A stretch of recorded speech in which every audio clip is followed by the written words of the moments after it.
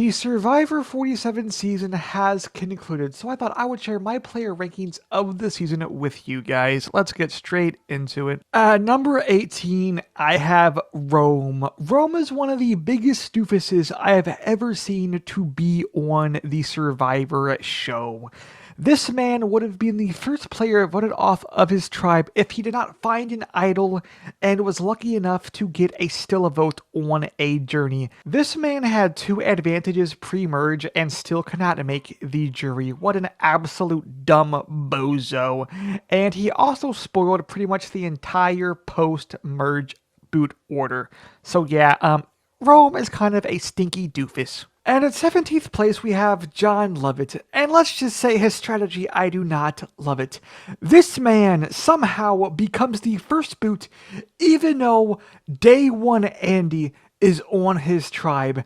How do you get voted off over day 1 Andy? That is absolutely baffling to me. John Lovett is just someone that did not need to go onto Survivor because he took a spot from someone who would actually try to play the game. And at 16th place, I have TK. Now, TK is an odd cookie of a Survivor player because you would think with his muscular body that he would just immediately make it to the merge. But bro somehow became the second boot of the season. This guy single-handedly secured his tribe their flint and machete on day 1, but his social skills are somehow so bad that Tiana would have rather kept Stinky Sue over him, which is just baffling to me. And next up we have Asia, and Asia is someone who literally has a job that revolves around Survivor. So you would expect her to be a good Survivor player, but no, she was the 3rd boot of the season. How are you going to have a job about Survivor, being a Survivor podcaster, talking nonstop about the show Survivor, but then get on Survivor and do absolutely dog water? They should fire her on the spot because clearly she does not know what she is talking about. And at 14th place, we have Stinky Sue. Now, I know what you're probably thinking. How are you going to put a finalist in the 14th place?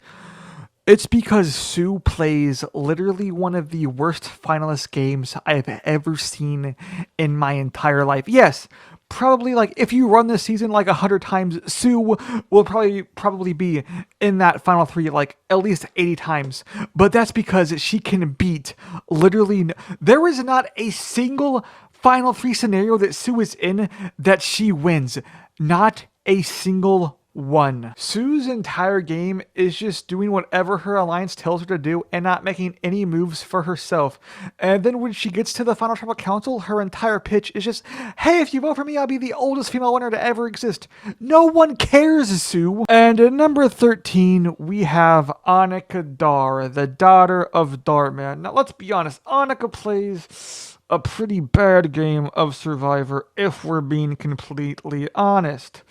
At the start of the game, Annika only tries to work with Rachel and Sierra and isolates the guys out of her tribe. And this backfires on her at her second tribal council because Sam and Andy are able to convince Sierra to flip on her and take her out of the game. And yeah, she's not very good at Survivor. And at number 12, we have Keyshawn. Now, Keyshawn is someone who was really good at Survivor for the 4 episodes he was on.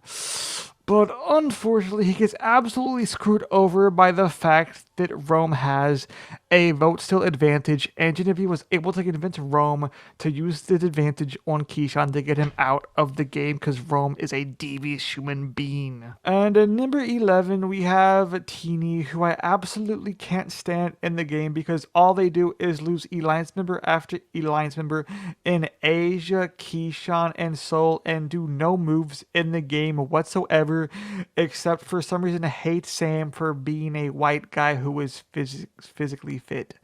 What is wrong with you, Teeny? And the only reason I put them so high on the list is because I felt bad because of how bad they are at Survivor. And at number 10, we have Tiana, who I think actually plays a pretty good game. They kept trying to make moves, they just didn't pan out.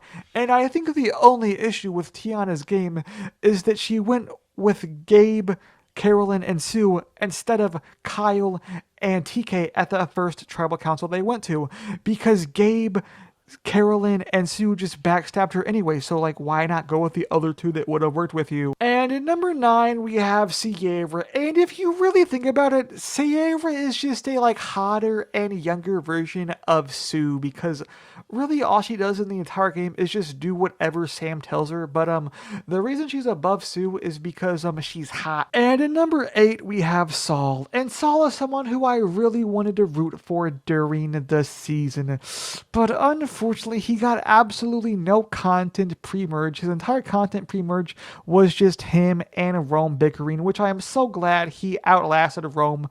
But then after that he just gives Rachel safety and then goes home. That's his entire arc in this season. And at number 7, I have Rachel. And I know what you're thinking. The winner at 7 is diabolical. But let's break down her game really quick, okay?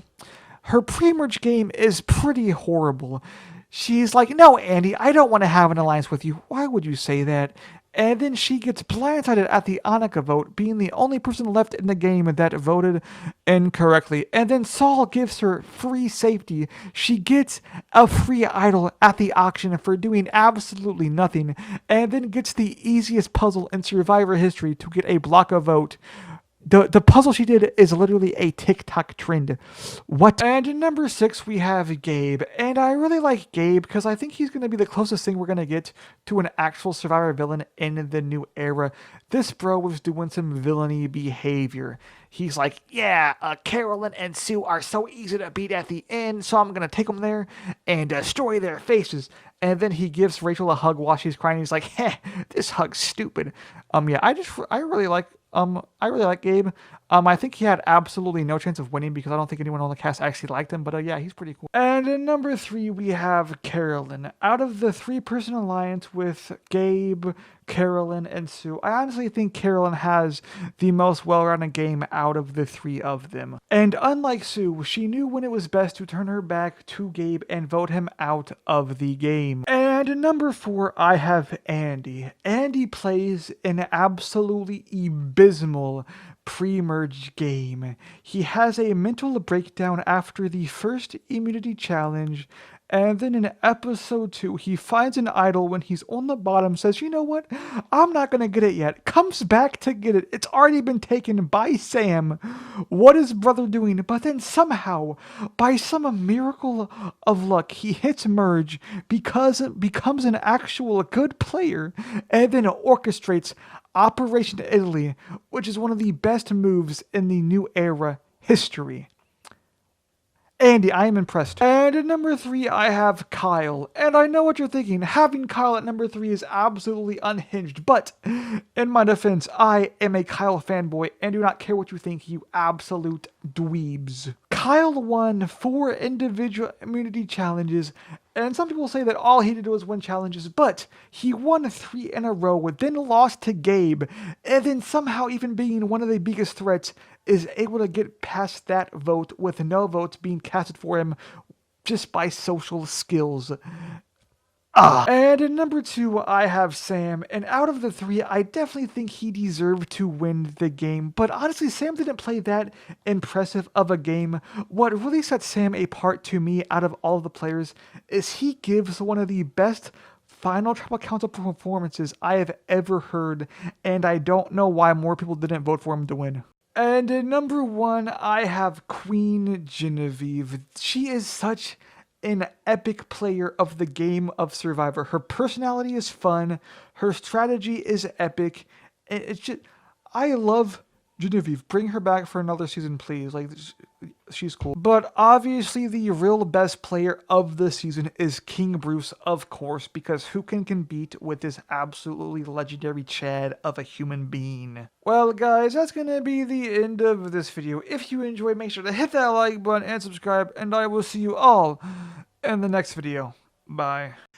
Hey everybody, this is Bruce here for Season 45 Survivor. Now, I, Bruce, the greatest Survivor player to ever exist, demand that all of you subscribe to Meme View.